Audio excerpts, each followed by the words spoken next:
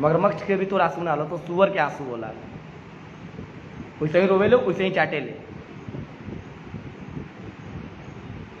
धन्यवाद भाई लोग जे बाटे, और जितना भी लोग बड़ बुजुर्ग बा भैया माफ़ करिएगा कि हम के गाली देवे के ना चाहत नहीं हो, लेकिन खेसरिया मजबूर कर दिले भैया, अपना आप स्टार करना पूछ समझाता है।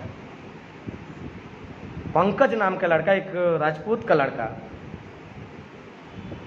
गलती कैलस, बेचारा माफी आके मंगलस, ओकरा के यानी के मार तड़न सब। और एक बात और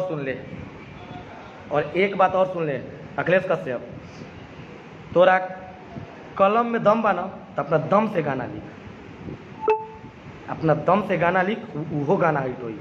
कि तोरा ऊपर ना खेसारी का हाथ बा, खेसारी कुछो गाई वो हिट होई। तो कोनो बढ़िया गाना दे, बढ़िया गाना हिट करा, काहे के जातिवाद में